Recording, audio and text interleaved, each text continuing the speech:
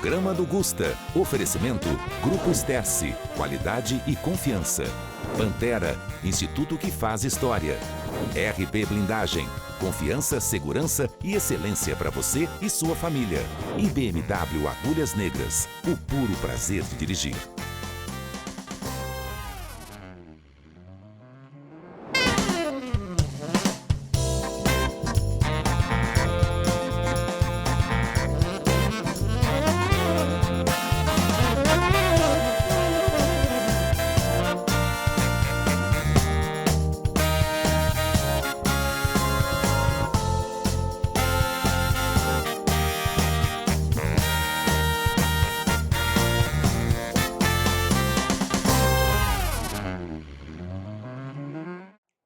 Olá, você ligadinho aqui no canal ABC, números 527 da Claro e nos canais digitais também, no YouTube, canal ABC Oficial, o site canalabc.com e agora estamos nos aplicativos em lojas de aplicativos, Apple Store e Google Play. Estamos como Canal ABC, o Canal ABC na palma da sua mão. E hoje, no programa do Gusta, estamos recebendo um integrante, um coronel da Polícia Militar, que eu sou fã já há muito tempo, acompanho grandes podcasts que ele vai, grandes entrevistas. E eu vou ter que recorrer à minha colinha aqui, porque ele é coronel da Polícia Militar do Estado de São Paulo e secretário de Segurança do Monte Mor. Para quem não conhece, Monte Mor é pertinho de Campinas. Ele também é palestrante e consultor na área de segurança, doutor em Ciências Políticas e Segurança Pública e muito mais. Então, aqui no programa do Gusta de hoje, você vai ficar por dentro dos assuntos de segurança. Mas antes de falar, para você aí de casa, o nosso convidado ilustre de hoje, eu tenho uma super dica, que você está em busca de comprar um carro de alto nível, luxo e performance, você está em busca de BMW Agulhas Negras. Então, roda o VT.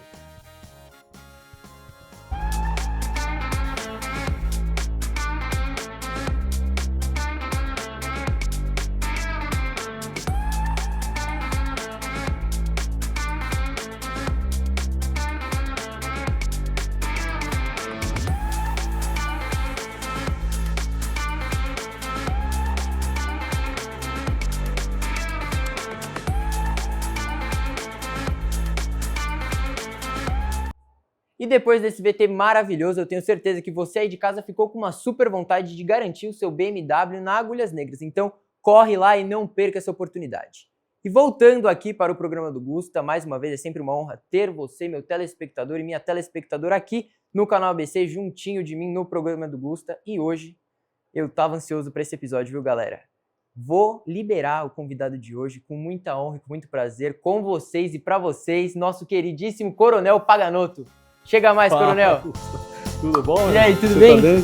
Que felicidade de Eu preciso falar um receber negócio aqui. antes, Gustavo. Fica à vontade, casa é sua. Eu sou viciado em tênis e achei um que também gosta, hein, cara? Aí Rapaz, sim. eu gosto de tênis, viu? Da hora. Essa semana bom. eu tava com meus pais no shopping e falei, vi na vitrine um tênis, eu falei, papai e mamãe, vamos lá, vamos ver se tem meu número. Meu. Já corri pra dentro e garanti o meu par. É isso aí. Coronel, obrigado pelo convite. Obrigado a cara. você, Muito que bom. honra recebê-lo nos estúdios do canal ABC. Pessoal de casa, tenho certeza que vai adorar o nosso bate-papo. Fica à vontade, casa é sua. Bora trocar ideia. Vamos começar essa prosa boa, porque tem história pra contar, hein? É, um tempinho de polícia aí. História é o que não falta. Galera, pra você aí de casa que não sabe, o Coronel Paganoto, ele ficou 35 anos na Polícia Militar. Ele tem um pouquinho de casa aí, né? Tem umas histórias bem boas, inclusive quero abordar umas aqui no programa, porque eu acompanho muito os seus podcasts que você vai, MesaCast, Videocast, e em muitos deles você cita várias ocorrências. Daqui a pouquinho eu vou chegar nesse ponto que eu tenho certeza que é bem legal. Paganoto, vamos começar falando um pouquinho mais da sua área na Polícia Militar. Como é que surgiu essa sua vontade, esse seu desejo de ingressar nessa área? Então, eu só posso acreditar isso a algo superior, porque na minha família não tem militar e nem policial. Eu sou filho de professora da rede pública, minha mãe deu aula há 46 anos no estado e em colégio particular. E meu pai era corretor de imóveis. Então, tanto que eu tive que lutar contra o meu pai, entre aspas, com respeito, porque meu pai queria que eu fosse engenheiro ou médico. Quando eu falei para o meu pai que eu ia ser PM, meu pai falou, mas não vai nem a pau. Jamais, você não vai ser PM. Mas o que acontece? O que me motivou a ser policial militar, na verdade, inicialmente, eu nem sabia a distinção, a diferença entre militares federais e militares estaduais. O que me levou a entrar nessa carreira foram duas coisas. Primeiro, foi bem num processo de separação do meu pai e da minha mãe. Meu pai sempre gastou dinheiro com estudo, ensino, inglês, qualquer coisa que fosse para você melhorar como pessoa, mas não com bobagem. Ele era um português meio bravo, sabe? E meu pai, como eu não tinha acesso a dinheiro para fazer coisas que eu queria, um dia reclamando com meu tio, irmão dele, ele falou assim, cara, você para de ser pedinte do teu pai, vai ganhar dinheiro estudando. Eu falei pro meu tio, você é doido, isso não existe não, eu tenho 14 anos, eu nunca vou ganhar dinheiro estudando. Ele falou, tem sim, nas escolas militares você recebe para estudar. Aí eu falei, puta, esse meu tio tá maluco, cara. Já abriu sua mente aí nesse comentário. No começo eu achei que que ele estivesse viajando nas ideias. Só que eu fui na minha mãe. Aí eu cheguei pra minha mãe e falei, mãe, o tio falou que aluno, criança, estudando, recebe para estudar em colégio militar. Minha mãe falou, eu não sei disso não, mas eu vou perguntar para minha amiga que o filho está na academia militar. Aí as duas conversaram e esse cara que tinha 17 anos e estava fazendo a academia do Barro Branco, me levou até o Barro Branco para conhecer, cara. Aquilo mudou a minha vida com 14 anos. Por quê? Eu entrei um garoto, vi um monte de outros garotos atirando de fuzil e revólver. Cara, aquilo, quando eu olhei aquilo, eu falei, puta, eu quero atirar, quero atirar. Aí depois saí do stand de tiro, passei no destacamento montado. Vi um monte de garoto montando cavalo, pulando obstáculo, e eu sempre gostei muito de cavalo. Falei, cara, eu quero estudar aqui, ainda mais se me derem dinheiro, é o que eu quero.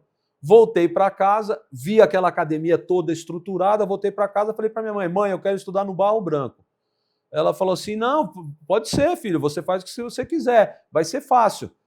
O último concurso teve 12 mil candidatos para 50 vagas, vai ser tranquilo. Aí, coisa pouca só, né? Aí eu falei, meu Deus do céu, cara. Aí minha mãe falou, agora falando sério, ou você racha de estudar ou você não entra num negócio desse.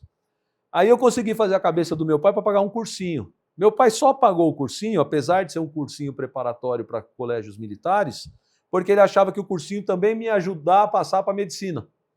Aí eu fazia colégio de manhã, cursinho à tarde e à noite eu estudava fichário. Eu fazia vários fichários para estudar. Batata, né, cara? Não existe sucesso sem dedicação. E como eu me dediquei muito, acabei atingindo o sucesso e eu passei nas duas academias. Eu passei na da polícia e na do exército, na SpaceX. Só que como eu tinha tido uma aula, essa é uma questão que eu gosto de frisar quando alguém me pergunta, os jovens, os adolescentes, se eles não tiverem alguém para ser uma referência em termos de tirar a dúvida, eles não conhecem carreiras. Eu estou vindo hoje, eu estou acabando de chegar de Caieiras, eu fui fazer uma palestra vocacional para os jovens da ETEC de Caieiras. Um abraço para essa galera, uma molecada fantástica, o diretor top, porque eles dificilmente têm a oportunidade de conversar com um policial que fez carreira e explicar como foi, a dificuldade, como é, e eu tenho feito. Eu já fiz na de Caieiras, já fiz na da Casa Verde, já fiz em Mongaguá, já fiz em Guaratinguetá, nós vamos agora para Lorena. Eu tenho tentado retribuir o que esse cara fez comigo quando eu tinha 14 anos, que foi a mudança na minha vida. E aí, quando eu passei, eu acabei escolhendo o Exército, porque como eu não tinha para quem perguntar nada, eu só lembrava de uma palestra que falaram assim, Polícia Militar é força auxiliar do Exército. Eu passei nas duas, eu falei, eu vou na principal, não vou na auxiliar. E já que eu tô nas duas, vamos na melhor. Fui pro Exército, aí eu fui lá para a SpaceX em Campinas. Inclusive a minha turma de Exército, que se formou na AMAN em 94, nas Agulhas Negras, e eles são os generais que foram promovidos no primeiro ano da gestão atual do governo federal. Então eu tenho hoje 23 colegas de turma que são generais, mas a gente não teve tanta motivação assim no meu curso da SpaceX, e eu comecei a ficar preocupado porque a minha turma estava sendo direcionada para ir toda para a região norte e fronteira. E eu sou apegado à minha mãe, meus irmãos, comecei a ficar preocupado. A vida de um militar das Forças Armadas é muito difícil, Gusta, porque os caras ficam 4, 5 anos em cada região do país.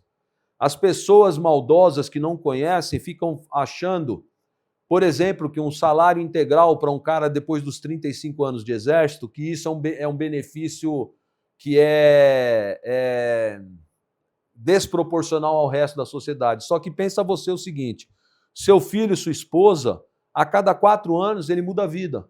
Então, se o seu filho começa a namorar, você é transferido para o outro lado do país, acabou o namoro. Ele começa a estudar num colégio, ele é transferido para outro estado, acabou aqueles amigos do colégio. Aí ele começa a faculdade, quando ele está começando a se estabilizar, ele é transferido de novo. Ou seja, os oficiais militares federais, cada hora eles estão num estado. É uma vida muito difícil. E isso começou a pesar um pouco na minha cabeça, e eu falei o seguinte, eu quero ser militar. Meu espírito era militar, porque eu não tinha referência. Então vou ser militar no estado. Tem hierarquia, tem disciplina, tem salário, vou combater, que é o que eu tinha vontade, eu vou te dizer o porquê. Falei, eu vou prestar para o Barro Branco de novo. Aí eu prestei de novo e passei. Inclusive um irmão que é aqui da região do ABC, o coronel Davi Vieira, estava nesse grupo comigo estudando e nós saímos do exército e viemos para a PM juntos. Fizemos o Barro Branco junto. Uma das coisas que eu tinha na cabeça que me motivaram, quando eu era bem menor, quando eu tinha uns 13 anos, eu estava ali na Leôncio de Magalhães, na Zona Norte, assaltaram a casa da minha tia, que era 5 casas para cima da minha.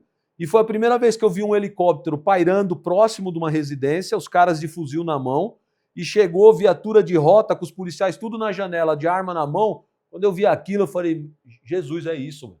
Foi paixão à primeira vista. Eu quero ser um troço desse aí, mano, é muito louco isso aí, eu quero ser isso. Então, sempre eu tinha aquela visão na minha cabeça do combate policial contra o crime. E aí, quando eu passei, terminei a academia, eu fui, com 20 anos, fui designado para comandar a área central.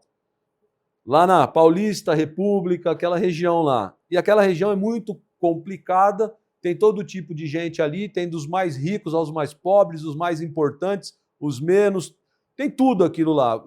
Manifestação o tempo todo, show. Aquilo é uma escola de polícia muito boa. E eu tive a sorte de 50 caras da rota terem sido transferidos para o centro, bem quando eu estava lá. Inclusive, um deles era o Telhada. E eu, recruta, tem coisas, Gusta, que são da vida, entendeu? Como a gente estava conversando fora, a sua capacidade na frente de uma câmera não tem nenhum tipo de treinamento que vai deixar você com a capacidade que você tem. Isso Deus te deu, cara.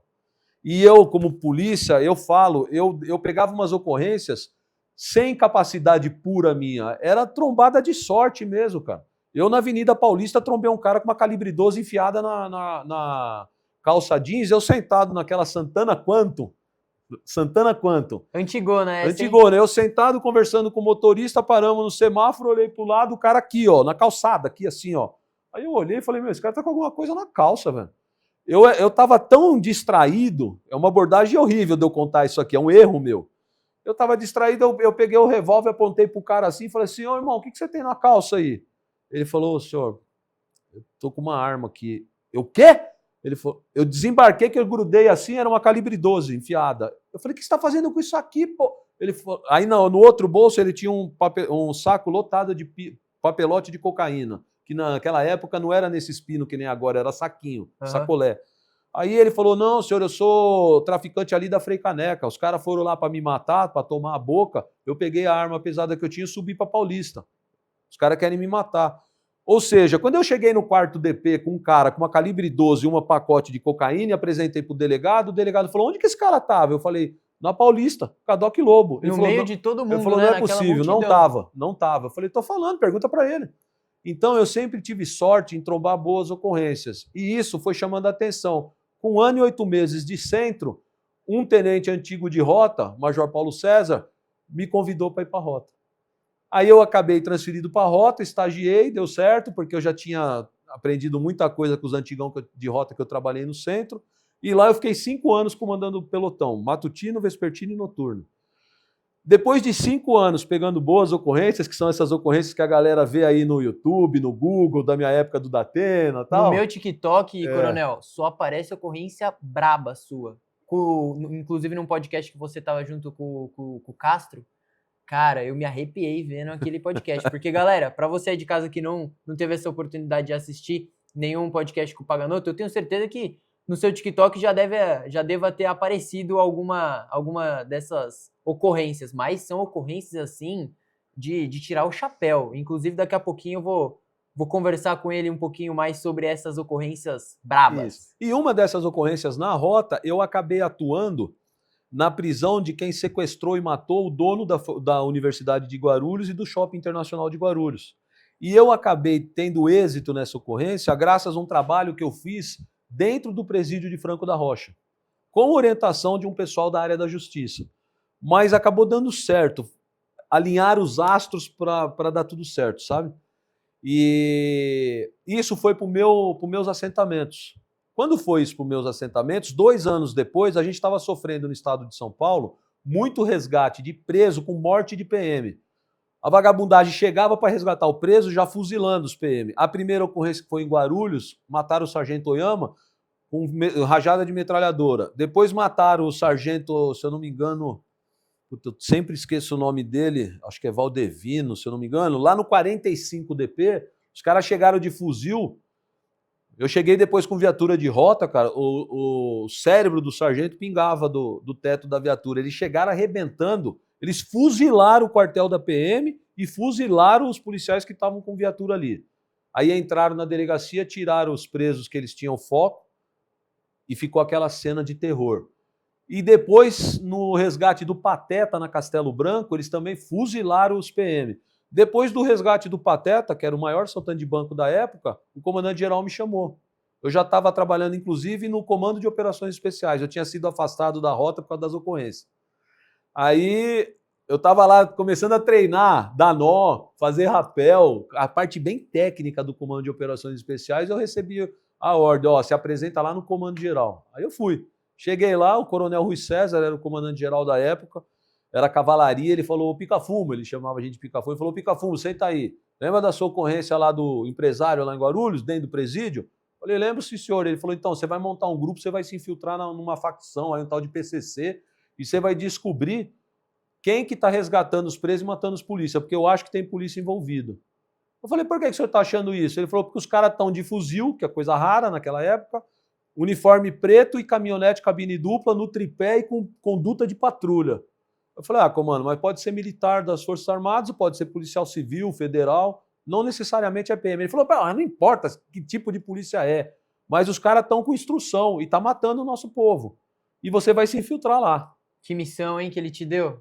Aí eu falei, mas comando, os caras não deixam nem eu entrar no presídio. O sistema penitenciário não quer a polícia perto. E eu entendo os caras da época, porque imagina você colocado dentro de uma caixinha de pólvora, com 1000 presos, tudo faccionado, perigoso, e você convive com eles ali dentro. Nessa época, as rebeliões de presídio, a gente chegava com choque, as cabeças dos presos estavam tudo enfiada nos mastros de bandeira. Eu cheguei com viatura de rota numa rebelião aqui, na Imigrantes, na FEBEM. As criancinhas, coitadinha. Os caras tacaram a cabeça do moleque e bateu na minha viatura, quase pegou em mim. Então, caramba, naquela época, o sistema prisional era muito violento. Ainda tinham o PCC não era hegemônico.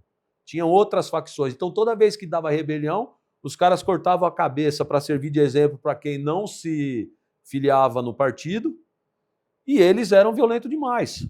Era requinte de crueldade. Aí eu falei, como é que eles vão deixar eu entrar num negócio desse, cara? Aí ele falou, vamos comigo no lugar. Aí eu fui na Secretaria de Assuntos Penitenciários.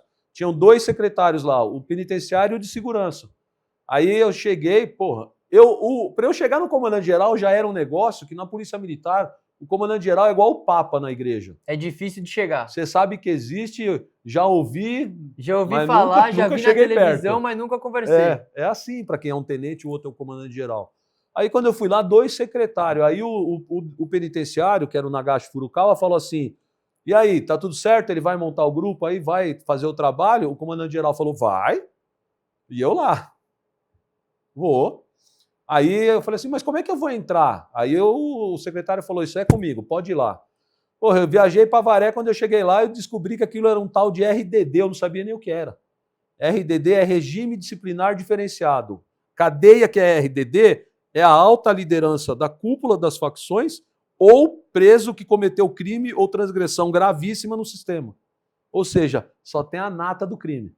Só tem bonzinho. São os perigosos, né? Não, são os só famosos. bonzinho. Só santo. Caramba. Se recuperando lá. Aí, eu fui lá com eu e mais 7, o grupo. 7 professores de polícia, 7 mestres. Eu era o tenente novo, que estava aprendendo com eles, já sabia um pouco, né? Já tinha 5 anos de rota, 1 de comando de operações especiais, mas os caras que eu levei era o supra-sumo do que eu conhecia de polícia. Alto escalão da polícia. Não, era tudo cabo, sargento, mas eu digo Mas eles em tinham técnica. muita noção e muita vivência já. É, cara com 20 anos de rota, 25 anos de rota. E nós chegamos lá, os 8, eu chamei o diretor chamava Tomazella, desceu e falou, pois não. Eu falei, viu, eu trabalho na Secretaria de Assuntos Penitenciários, eu vou fazer um trabalho aqui, onde eu vou cooptar preso para me colocar em contato com as quadrilhas fora, como se eu fosse faccionado. O cara olhou e falou, você é doido? Quem é você, mano? Você é maluco? Você tá usando droga, velho? Eu falei, não, ele falou, primeiro, ó, para de mentir que você não trabalha na secretaria, porque a secretaria que você falou que você trabalha, eu trabalho. E eu nunca te vi, não sei quem você é. Então você já está mentindo. Vocês são tudo polícia. Aí eu falei, pô, mas tá na cara assim? Ele falou, para, mano, vocês são tudo polícia, vocês não vão nem botar o pé aqui. Aí eu falei, ó, eu acho melhor o senhor ligar pro secretário e conversar. Aí ele se afastou, catou o telefone e falou que o secretário voltou branco. Falou, ó, não sei quem você é, não sei o que você fez, mas você tá ferrado. Porque você vai ter que entrar aí e cumprir sua missão. E eu, se eu não te ajudar, eu tô ferrado também. Eu falei, então, te avisei. Entraram numa barca boa, vocês dois, hein? Aí ele virou para mim e falou assim, cara, só tem o seguinte, se você entrar aqui hoje, você morre hoje aqui. Vira o presídio hoje, tua cabeça vai pro poste. Você tem que primeiro aprender a escola da facção. Eu falei, como assim?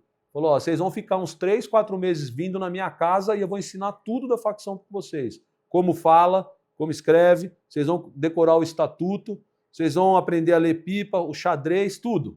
Quando você estiver minimamente como se fosse um ladrão faccionado, eu coloco vocês no convívio. Mas eu nunca entrei no convívio no presídio. Eu ficava naquela área do parlatório. Era um portão ainda para eu entrar no convívio.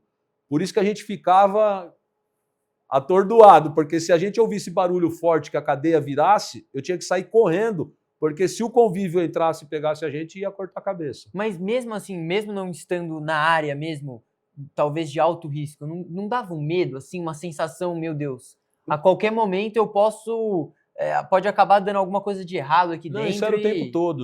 Tanto que os 7 que estavam comigo no início falaram, ô chefe, mas não foi isso combinado, a gente ia passar por vagabundo na rua, não ficar dentro do presídio. Eu falei, não, mas não dá para tirar o ladrão para ir com a gente. A execução penal não vai autorizar. A gente tem que entrar, conversar com ele no telefone, ele apresenta para a gente, até para a gente ter o controle do que ele está falando, e aí depois na rua a gente se apresenta como vagabundo. Mas a gente tem que ter isso. Tá, chefe, mas nós vamos entrar ali dentro. Ó, demorou uns dias até eu fazer a cabeça da tropa também para entrar, os 7. Eles não queriam. Mas a gente entrava, pegava algum faccionado que estava decretado, e esse cara começava a apresentar a gente na rua como quadrilha. E a gente, então, conhecia as quadrilhas, combinava, e no dia da ação, a gente fazia de um jeito que as viaturas de rota vinham e pegava. Só que qual que era o problema? O problema é que a gente, bandido, entre aspas, tinha que correr. Porque se eu estou me passando por bandido, você é ladrão realmente. A viatura vem e prende nós dois, a hora que chegar no DP, você vai para a cadeia e eu não, você vai falar o quê? Você ia entrar numa saia justa e ia ficar meio estranho isso e já iam descobrir. A própria delegacia ia falar, não, isso aqui é trabalho do serviço secreto aqui, ó, esses caras é polícia. Ia acabar denunciando um trabalho que futuramente poderia ajudar mais. O advogado ia catar o BO e ia falar, como assim? O outro que foi preso não tá? Tem alguma coisa errada aqui. E aí, a consequência disso era o preso do presídio invadir a cela do que estava me ajudando e matar ele. Eu tive que resgatar 2, que não deu certo a operação. Então, a gente combinava com as viaturas de rota, toda vez na operação, eu reunia, o que mais me ajudou foi o coronel Racorte, que hoje é o subprefeito da Moca. O Racorte vinha, colocava o pelotão, a gente fazia uma fila, falava, ó, galera, olha bem como tá vestido e cada um, beleza? A hora que for pro estouro, esses aqui, ó, nós vamos correr. E vocês não correm atrás desse, correm atrás dos outros. Mas era louco, porque os rotarianos vinham com sangue nos olhos e os caras normalmente sacavam as armas, começava o tiroteio, meu amigo, e a gente tava no meio. E, pô, teve uma ocorrência no Chaplin, aqui em Santo André, que a viatura de rota, eu saí correndo, eu me joguei dentro de uma cabine da Souza Cruz e fiquei colado com o vigilante lá, porque o sargento da Vespertina, que é meu irmão, veio para atirar. Aí eu falei, pô, mano, nós fizemos uma reunião, vocês viram que era eu. Ele, pô, chefe, Nós só vimos o vulto correndo. Eu falei, porra, mano. É que eu acho que é uma adrenalina tão grande que a pessoa não consegue nem diferenciar quem é polícia. Por exemplo, vamos estar com uma roupa preta e os devidos bandidos vão estar de vermelho. Mas na hora da correria, do tiroteio, do vamos ver, é todo mundo com a mesma roupa e é brasa. E tem uma história que eu conto. Eu tenho um irmão que ficou 20 anos comigo, que é o Sargento Bofo, que era um dos que mais fazia infiltração pela característica dele. Ele é bem desenrolado, tem umas tatuagens e tal. Pô, teve uma ocorrência de uns fuzis lá no Jardim Tremembé, que eu combinei com eles que eles iam sentar na frente do carro e o ladrão, que era foragido por assalto a carro forte, com um latrocínio na Bahia. Eles mataram o vigilante do carro forte lá. Ele trouxe um fuzil, um Baby, um Colt. Eu olhei para aquele fuzil e falava, nossa, minha polícia não tem uma arma dessa, cara. Olha a arma desse ladrão. Mas ele trouxe e ele botou a arma no colo dele, enrolado numa esteira de praia. A reunião, quando a gente se encontrou para ir para o esquema, era ali no Carrefour da Marginal, do lado do Estadão. A mulher dele trouxe ele numa Ranger e ele não quis pôr o carro dele, porque a gente pedia, além de fuzil, que o cara viesse com carro, porque numa dessas a gente pegava carro roubado também. Só que ele não aceitou, ele falou, só vou eu com a arma, buscar o meu irmão que não vão resgatar. Beleza. E eu virei para os meus agentes e falei para os caras, ó, vocês colocam ele no banco traseiro e vocês vão na frente, porque a hora que a tropa do Comando de Operações Especiais cercar, vocês vão abrir a porta e correr. E ele vai sobrar, beleza? Na hora de entrar em carro, os caras vacilaram, ele entrou e sentou na frente. O polícia sentou atrás. Adivinha o que aconteceu? A hora que o COI cercou, o polícia não conseguiu sair. Já estava tudo esquematizado, bonitinho. Um errinho na dinâmica arrebentava acaba com a tudo. operação inteira. Não, na hora que deu a prisão, eu já saí do carro que eu estava atrás, só passando informação para as viaturas do COI, fui lá, começou uma discussão. A gente estava num nível de estresse e de tensão tão grande que essa minha aliança aqui, ó, do meu casamento, ela é a segunda via dela. Porque a primeira, original, eu e os policiais infiltrados comigo, que são meus irmãos até hoje, eu sou padrinho de filho e tal, a gente começou a discutir num nível tão hard que a minha aliança, eu era bem mais magro, né, saiu voando no mato e eu perdi a aliança. Caramba. Devido à tensão. Porque ali eu tive que ligar para uma equipe para ela invadir o presídio de Franco da Rocha com o diretor e sair correndo para pegar o preso que estava colaborando comigo da cela dele, porque os caras já sabiam que era um esquema montado. Quando os caras tiraram esse cara da cela, descobriram que o resto estava já vindo pelo forro, com os espetos, tudo para matar ele. Então, o nosso problema não era só conseguir de um preso colaborar, cooptar e me apresentar como bandido. Eu tinha que zelar pela vida dele, que ele estava me ajudando. E você estava inserido num meio, você tinha que ficar amigo do bandido, né? Se fidelizar como um bandido. E tomei bastante chopp com vagabundo. Falar com a polícia, você tinha que passar as devidas informações, ir para os devidos encontros, né? Porque tem uma ocorrência que eu vi do roubo dos fuzis, né? Da venda dos fuzis. Cara, você contando isso com o Castro, você tem que ter um sangue frio. A da troca de tiro dos fuzis de Piracicaba que você está falando, a troca de tiro entre nós, três marginais e nós 4, o raio que a gente estava em volta conversando antes de todo mundo sacar as armas e começar a se atirar, era desse tapete no chão aqui, ó. Todos Caramba. Em volta assim, conversando, o tiroteio começou assim. A hora que eu dei o positivo que estava a droga e o dinheiro no carro, começaram a sacar as armas, todo mundo sacou e começou a tirar tudo de perto.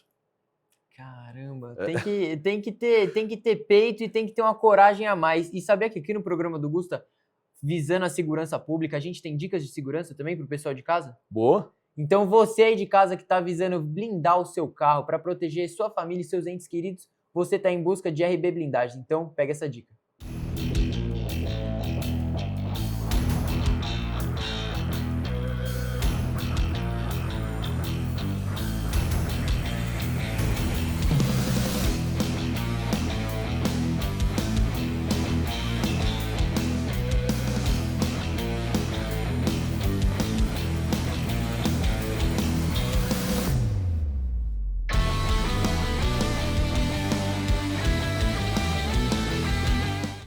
E nos bastidores eu ainda falava com o Coronel Paganoto sobre segurança e ele achou maravilhosa essa dica aqui, que que eu tenho para o pessoal de casa de segurança, lado a lado com a sua família e com os seus entes queridos. Inclusive, eu sou prova viva, meu carro é blindagem RB, a melhor do mercado, Ultra Leve Gold. Lá eles não cortam aço, eles usam manta, todos os vidros funcionais. Então, é a melhor do mercado, junto com o programa do Gusto e junto de você que está nos assistindo aí de casa. Então, entre em contato com eles, que eles são os melhores. Paganoto, voltando aqui para o nosso programa. Só falando em blindagem, meu sonho é um dia ver ainda as viaturas da Polícia Militar blindada no vidro dianteiro e lateral. A quantidade de fuzil que está na mão do crime hoje, nossos policiais são obrigados às vezes a abordar veículos sem blindagem nenhuma. Nenhuma. Os caras botam o fura para fora, arrebenta, vira papel a viatura e a gente não tem uma blindagem. E é engraçado, né? O carro que deveria ser blindado é o da polícia, realmente, porque eles estão na linha de frente, eles estão encarando ocorrências diárias e, como você falou, os fuzis, as armas de grande porte estão na mão desses marginais. Então. E é, assim, algo incabível, porque muitas vezes a polícia não tem essas armas tão requintadas e os marginais têm. Então, uma coisa que eu preciso esclarecer, Augusto, é o seguinte.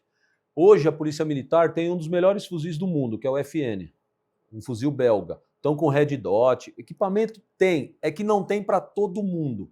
Então você pega as tropas de apoio, que são os BAEPs, as tropas Força Tática, Rota, eles têm fuzil, entendeu? Já as viaturas do 190, normalmente quem tem fuzil? O tenente e o sargento. O grosso, a maior parte das outras viaturas vão ter submetralhadora, uma calibre 12. Então, o armamento hoje não é o nosso maior problema. O nosso maior problema é o seguinte, eu vou dar um exemplo para você. Eu comandava a região ali da zona norte do Carandiru, Vila Guilherme, Santana. Nós tivemos um roubo de caixa eletrônico na Maria Cândida, é uma avenida em área boa, classe média, não é, vamos falar assim, que é lugar violento, não, é lugar bacana da zona norte. Os caras chegaram em 15 armados de fuzis, bloquearam a avenida, enquanto uns estavam cortando no maçarico o caixa eletrônico no posto de gasolina, os outros fizeram a contenção como se fosse tropa militar de combate. E aí, olha a sorte, cara, isso foi lá por volta de meia-noite. Quando caiu para a companhia, o sargento que estava de serviço, por muita sorte, era um sargento que tinha passado por um tipo de cangaço no interior. Então ele já estava arisco e descolado com esse tipo de marginalidade ultraviolenta.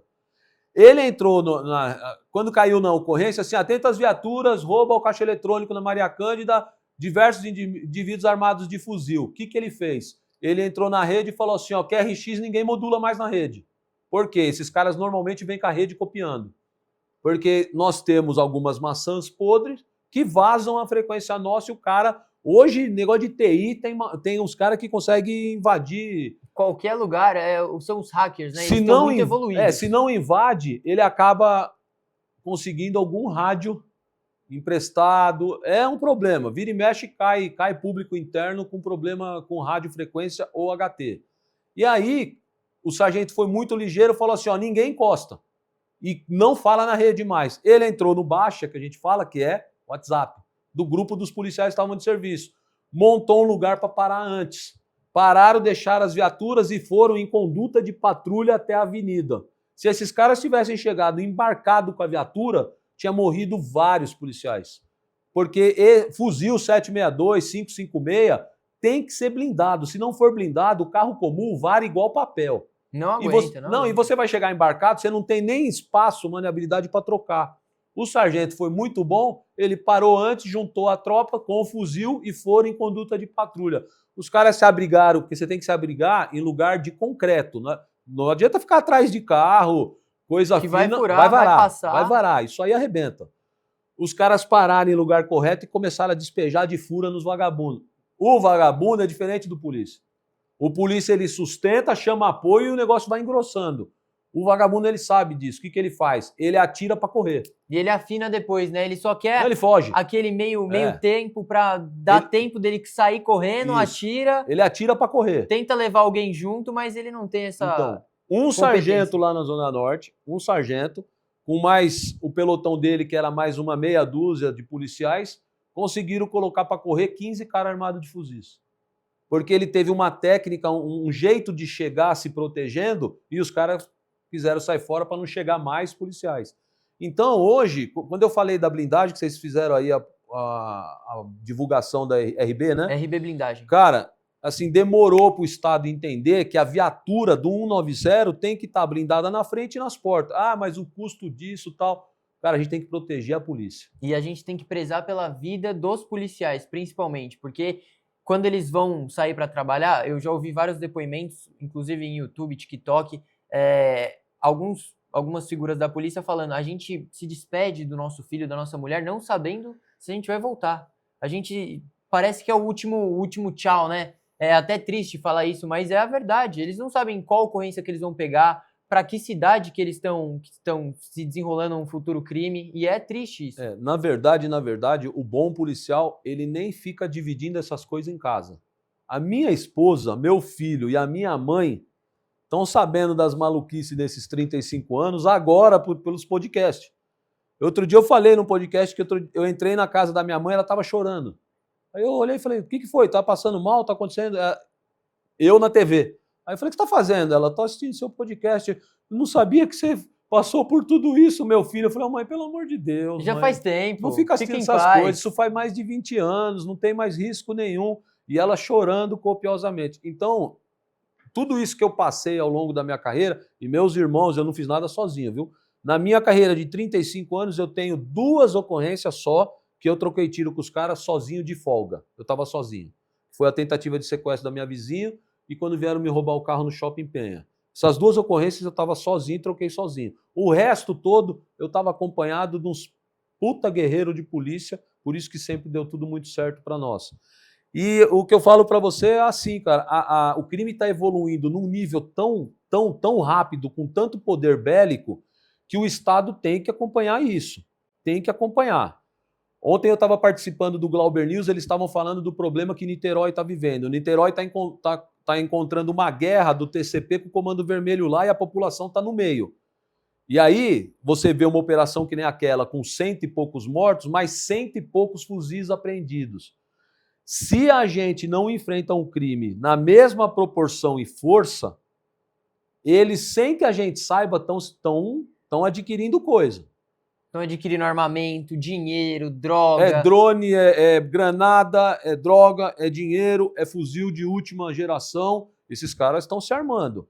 Então, a gente ficar achando que criminalidade é uma questãozinha social dos menos favorecidos, isso é uma hipocrisia, igual aquela galera que acha que o cracudo lá da Cracolândia, ele vai levantar um dia e falar assim: ah, cansei, hoje eu vou me curar. Não vai, cara, tem que ser na força. Ele perdeu a capacidade dele de decidir a vida dele, ele está completamente dominado por algo ruim. Então você tem que tirar esse cara disso. Entendeu? E o crime é a mesma coisa. Se a gente ficar com essa hipocrisia que hoje está no nosso país, de achar que criminoso é vítima de um sistema de privilégio, ela vem desculpa de tudo que é jeito. Não dá, cara. A gente só combate o crime da seguinte forma: amigão, você resolveu pegar uma arma, você vai atentar contra a vida de outro, você vai passar sua vida na cadeia. Simples assim. Tem 2 saídas, né? Ou caixão ou cadeia. Aí é a escolha, né? Aí é a escolha. A escolha do cliente. Eu já prefiro estar do lado. A gente, para você aí de casa que acompanha o programa do Gusta, o pessoal sabe que eu entrevistei o secretário de Segurança da cidade de Santo André, Carlos Seco. Meu irmão, fantástico esse secretário aí, o Seco, hein? O Carlão é fera. É. A gente entrevistou a delegada de São Bernardo, a doutora Liliane Doreto. Então gente boa também, conheço também. Fina. Fiz podcast com ela. Aqui no programa do Gusta é só convidado de qualidade. Você tá Aqui bem. é só qualidade. Inclusive, entrevistei o diretor de comunicação da Defesa Civil, o Tenente Maxwell, e ele falando um pouco de prevenção, defesa civil, enfim. Agora, para você, indo na mesma linha, só que indo para o lado de segurança, o que você acha que falta mais nas leis hoje em dia, de políticos, enfim, para que tenha mais eficiência numa boa governança, num bom policiamento? Não que o policiamento seja ruim, não é. Mas o que você acha que a lei poderia ajudar mais os policiais a terem um conforto maior em todas as abordagens, em geral? Então, na verdade é assim, ó. A gente não pode pensar no crime só com cabeça de polícia. Esse é um erro, inclusive, Os programas, vamos dizer assim, não estou falando com demérito, o programa policialesco, ele faz a cabeça das pessoas acharem que a solução para os problemas sociais é a polícia. Vamos meter todo mundo em cana. Não é isso. Isso é uma consequência da fraqueza anterior. Onde começa o real problema?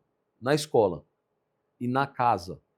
Pai e mãe omisso e sistema de ensino fraco. Então, se você não tem um ambiente que te motiva a ser um bom ser humano, nem na sua casa, nem na escola, a consequência é você não ser um ser humano bom. Então, o primeiro problema que precisa ter uma mudança, e se ele fosse bom, a gente não estava nesse nível de falência moral. É simples assim. É dado estatístico. Nós estamos tirando das escolas bons cidadãos ou maus? Vamos ver como é que está a sociedade. O resto você vai ficar discutindo quem nasceu primeiro, o ovo ou a galinha. É mais do mesmo, né? Cai na mesma situação. Aquele jargão que todo mundo... É jargão mesmo, assim, ó, como você quer mesmo resultado fazendo as mesmas coisas? Não existe isso. A gente vai ficar insistindo no modelo de ensino que não está transformando jovens em pessoas do bem. A grande maioria está indo por um caminho de achar bacana ser criminoso, achar bacana droga, achar bacana conteúdo que não é algo bom. É fútil, é vazio, não traz conteúdo, não traz informação. Então, eu falo para você assim, ó, quando você vai palestrar para um grupo de jovens de 17 anos e você fala assim, ó, levanta a mão quem já sabe o que quer ser quando for adulto. Com 17 anos, todos deveriam levantar a mão. Porque no ano seguinte eles estão prestando vestibular. Aí você vê um terço, menos da metade levantando a mão, ou seja, tem ali todo o outro lado que ainda não sabe o que quer da vida com 17 anos. A cultura americana, o moleque com 16 anos, o pai e a mãe fazem assim, bora, se vira, cai no mundo aí, vai ser alguém.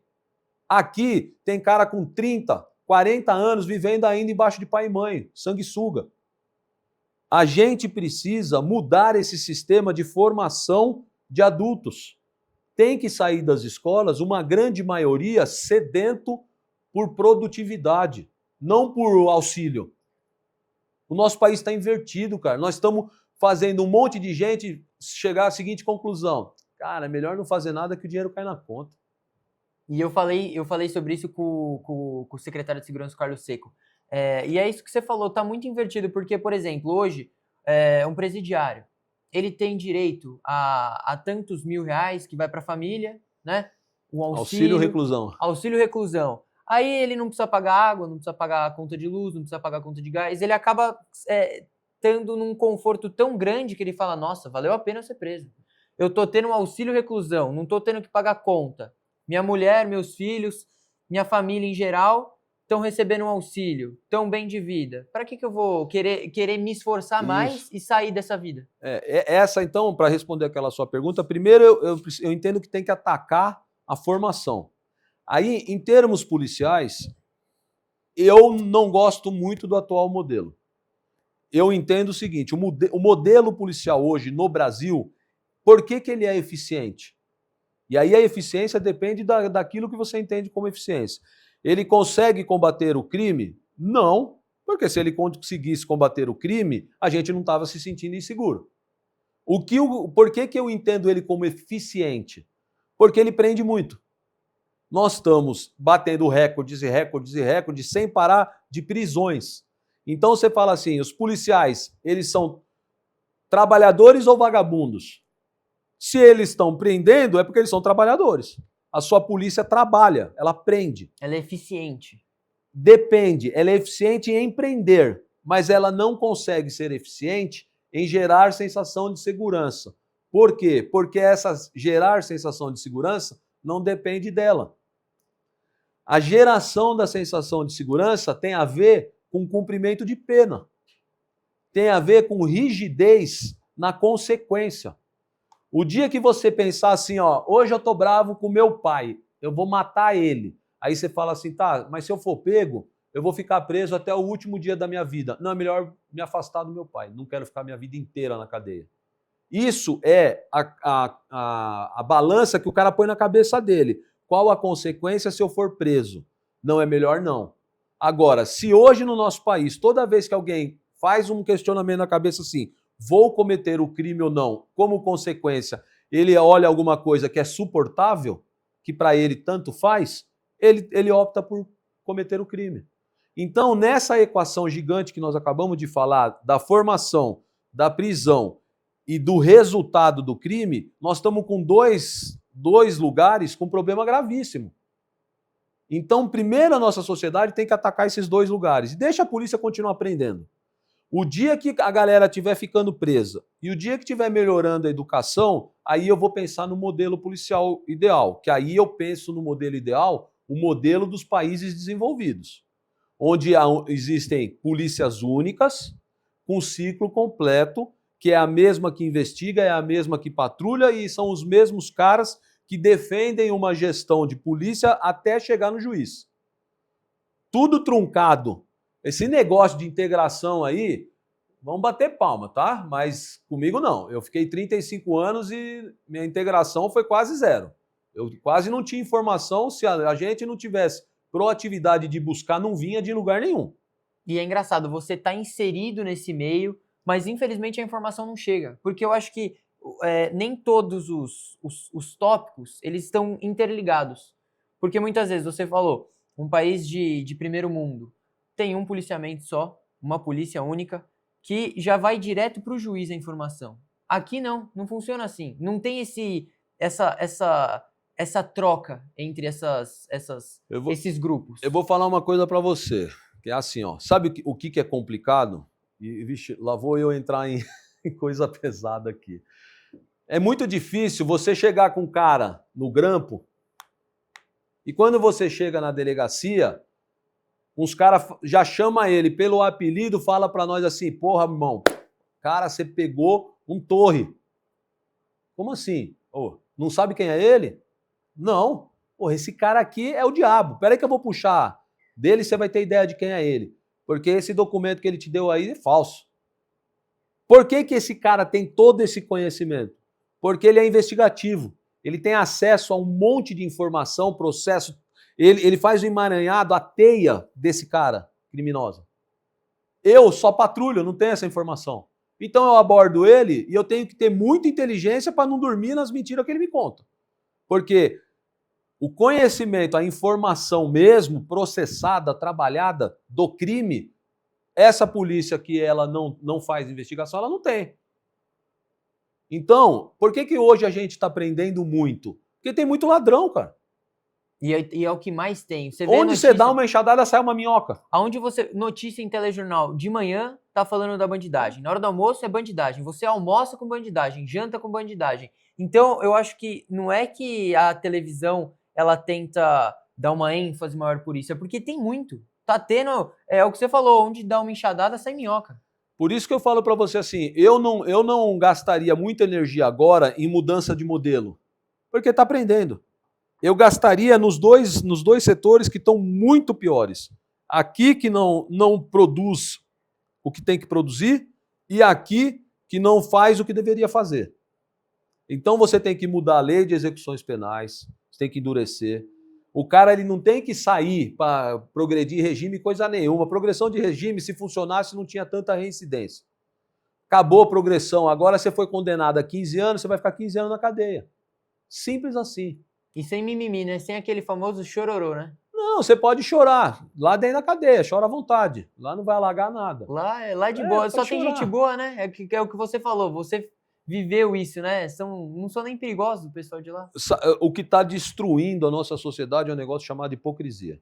Eu vi um vídeo outro dia, num outro estado, não foi aqui em São Paulo, de um marginal que tinha sido preso por homicídio. E chega a advogada dele no distrito. Ele fica felizão e ele fala, ô doutora, bora fazer um corre para me tirar daqui. Ela vira para ele e fala assim, cara, eu tinha vindo para te ajudar, agora eu vou usar tudo que eu tenho, o que eu não tenho, para você apodrecer na cadeia. Ele fala, como assim? Ela fala, fui chamado agora lá na homicídios, você estava envolvido no homicídio do meu filho. Você me enganou. Eu vou fazer de tudo para você mofar na cadeia. Esse é o vídeo. Eu já fiz até corte desse vídeo. Qual que é a lição desse vídeo? Enquanto ele estava matando o filho dos outros, ela estava lutando para tirar ele da cadeia. O dia que ele matou o dela, agora ela quer que ele fique na cadeia.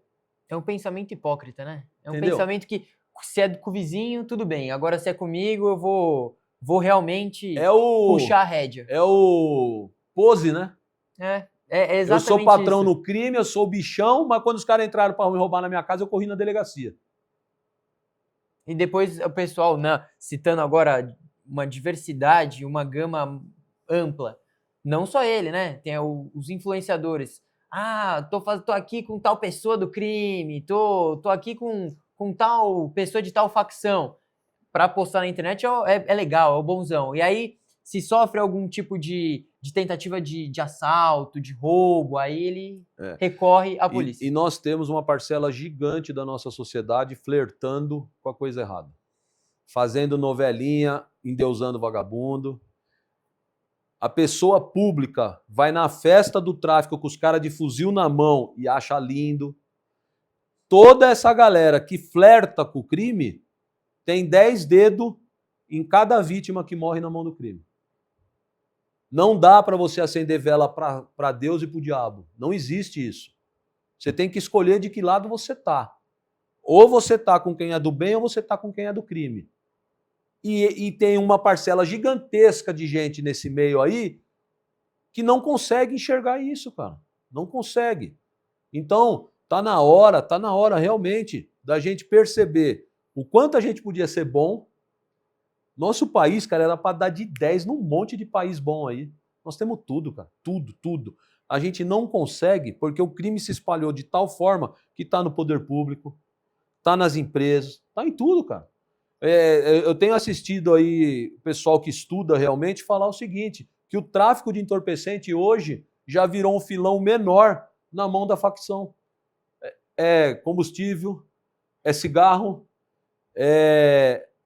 todas as outras atividades que inicialmente eles queriam entrar para dar uma lavagem de dinheiro, eles se estabeleceram de tal forma que hoje eles são grandes no mercado. Em lugares que você nem imagina. Por exemplo, Faria Lima, grandes polos dentro de São Paulo, que você olha, você fala assim, nossa, tal prédio de luxo, requintado, você nem imagina que o crime tá lá e muitas vezes ele tá. E qual é o problema disso? Eu falei ontem também, lá com o pessoal do Rio de Janeiro. Enquanto estivermos com uma rede criminosa de um único patrão, hegemônica, os índices de homicídio estão lá embaixo. O estado de São Paulo fica batendo palma. Nós somos o estado mais seguro do mundo, com o menor índice de homicídio. Os traficantes não estão se matando. Não está tendo guerra de boca. Todo mundo responde para o mesmo chefe. Então o negócio não é que está em paz, está disciplinado. Só que se um dia acontecer de alguma outra facção resolver olhar para São Paulo e querer uma fatia desse bolo, vai começar a guerra de facção. Aí nós vamos ver o que está escondido nas casas de fuzil, de granada, de maldade. Porque quando começa a guerra na rua, os caras não é que nem a polícia. A polícia você vai despejar aqui, ó, você olha para ver se não tem ninguém perto. Os caras fazem assim, ó. Peguem quem pegou, dane-se. É na maldade. Na maldade. É na maldade. Esses caras dão risada quando alguém toma tiro. Entendeu? É triste ver isso, né? Aí eu falo para você, a gente enfraquecer colocando qualquer tipo de gente em poder de gestão, poder de decisão, a hora que essa água estourar e bater na bunda, aí é tarde. Aí é tarde. Quando você desce de avião em alguns lugares e você olha para baixo assim, você fala, Jesus, como é que vai organizar isso? Não tem mais como, agora já era. Bate-papo maravilhoso, hein, Paganoto? E mais uma dica aqui no programa do Gusta, para o pessoal que quer comprar, vender ou alugar um imóvel, vocês estão atrás da imobiliária mais tradicional aqui da região do ABC e no programa do Gusta é qualidade. Patrocinador, parceiro de qualidade bom, melhor imobiliária. Você, Paganoto, que não tem oportunidade de conhecer ou ainda não conhecer, vale muito a pena. Então, pega essa dica.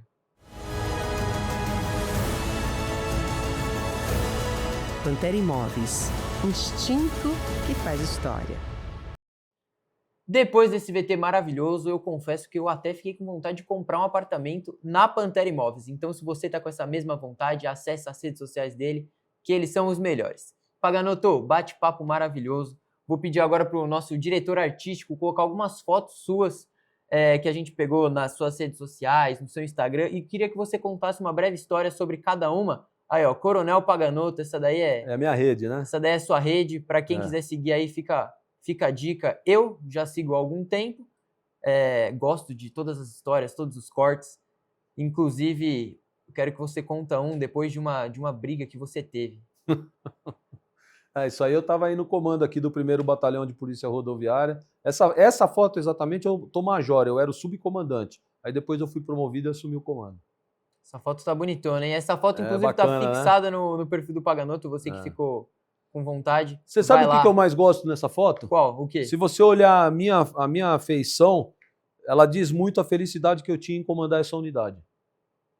E eu acho, Paganoto, uma coisa agora muito, muito pessoal. A gente falou um pouquinho de estudo, né?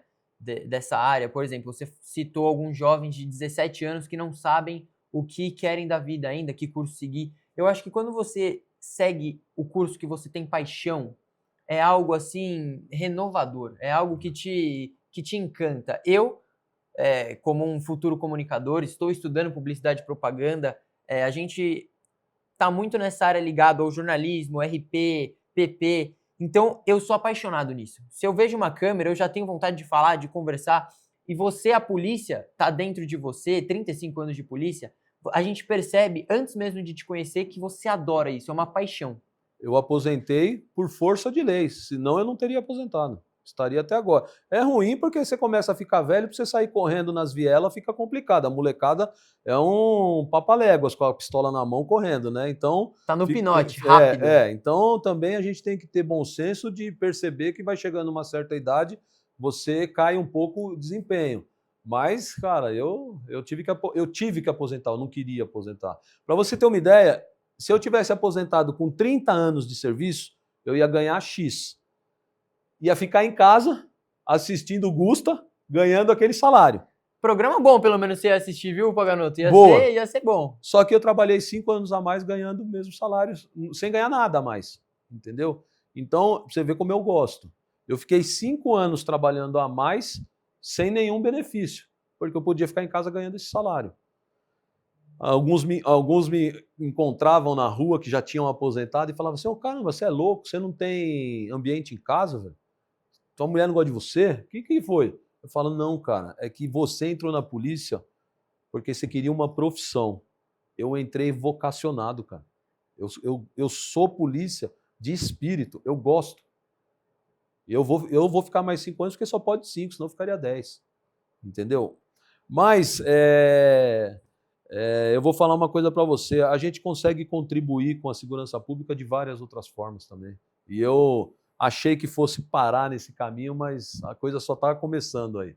Então você aí de casa, tá vindo novidade por aí, hein, Paganoto, inclusive. Tá vindo muita novidade. Vou pedir pro pessoal da direção deixar o Instagram do Paganoto aí na tela para você seguir. Vale muito a pena acompanhar. Lá ele solta informações diárias, cortes de podcasts, vídeos novos, fotos e muita novidade. Tem novidade que você quer contar aí pro pessoal de casa, Paganoto? Não, na verdade, assim, a minha vida, cara, do ano passado para cá virou uma loucura, né? Porque eu aposentei em janeiro, fui convidado para ser secretário de segurança, conheci a realidade da segurança municipal um pouco mais de perto, porque não era a minha realidade como instituição estadual. Vi a máquina nas prefeituras, mais ou menos, como é que funciona, e recebi um convite para, esse ano, me colocar à disposição num projeto político. E acabei aceitando. Foi uma luta em casa, minha esposa não queria, meu filho não queria. Eles têm medo, né? Não é à toa, eu sei que não é fácil, é um negócio complicado. Mas, cara, se a gente ficar sentado só reclamando, não dá risada, tá, do que eu vou falar. Eu também sou síndico do meu prédio, cara. É uma bucha, hein? É uma bucha, precisa resolver problema de condômino, piscina, muitas vezes. É uma trabalheira danada. E é muito interessante, porque a maior parte das pessoas que reclamam não vão na reunião do condomínio. E nunca querem ser síndico. Mas reclamar, reclamam. E eu não quis ter para mim essa postura de ficar reclamando do que está acontecendo no meu país, no meu estado, na minha cidade, e não me coloco à disposição. Eu estou com 52 anos. Eu vou ficar em casa recebendo um bom salário, fazendo o quê? Meu filho fazendo engenharia da computação. Minha mulher se matando de trabalhar. Nenhum dos dois ia poder ficar passeando, curtindo a vida. Então falei, cara, tá no meu caminho continuar servindo, trabalhando. E aí veio o convite. Então eu sou pré-candidato a deputado estadual pelo PL e vamos ver, cara, em outubro Deus vai saber se ainda quer eu trabalhando pela sociedade ou se eu fico em casa arrumando confusão para minha esposa e para o meu filho. Já deu certo, Paganoto, já deu certo. Minhas energias positivas estão todas em Te você. agradeço. Para você aí de casa que não tinha candidato, agora você já tem nosso querido Coronel Paganoto aqui, pessoa ímpar. Mais uma vez gostaria de agradecer sua participação aqui no programa do Gusto, as gravações aqui no estúdio do canal ABC. Que honra. Ó, galera, eu já era fã, agora eu virei fã número 01. Então né? vai ter que ter o segundo episódio. Vai ter que ter parte 2. Então você aí de casa que gostou desse programa do Gusta com o Coronel Paganoto, comenta aí, deixa seu feedback, sua opinião, porque tô ansioso já para parte 2. Já vou pegar uma agenda aqui com o Paganoto pra gente fazer esse bem bolado, desse bate-papo maravilhoso aqui. Eu vou fazer uma promessa para você. Se gosto, eu voltar, eu trago uma mochila que eu tenho em casa com todos os papéis e coisas que eu tinha da época que eu estava infiltrado, pra gente mostrar algumas coisas. É história, hein? É história. Então, no próximo programa do Gusta com o Coronel Paganoto, galera, a gente vai se sentir da polícia, a gente vai se sentir um infiltrado, aquele pontinho vermelho, né, no mar, vamos dizer assim. Então, você que gostou, né, já tá ansioso pro próximo capítulo, é como se fosse novela aqui no programa do Gusta. Vai ter o capítulo final aqui com o Paganoto, isso daqui só tá começando. Comenta aí, deixa seu feedback, que é muito importante, ó. Paganoto vai vir mais vezes. Mais uma vez, Coronel, muito obrigado pela sua presença aqui, espero que você tenha gostado e é sempre bem-vindo nos estúdios do canal ABC. Você é top, irmão, tamo junto. Obrigadão. Galera, não esquece de seguir o programa do Gusto em todas as redes sociais, não esquece de seguir o Coronel Paganoto, vou pedir pro pessoal da produção colocar mais uma vez, para você aí que não teve a oportunidade, perdeu esse momento, tira uma foto, printa a tela que vale muito a pena seguir. Ficamos por aqui hoje, muito obrigado pela sua audiência, pelo seu carinho, te espero toda terça com episódios inéditos aqui no canal ABC, Claro 527, nos canais digitais YouTube, canal ABC Oficial e no site canalabc.com. É sempre um prazer tê-lo aqui em nossa audiência. Paganoto, muito obrigado, ficamos por aqui e até a próxima, galera. Fui!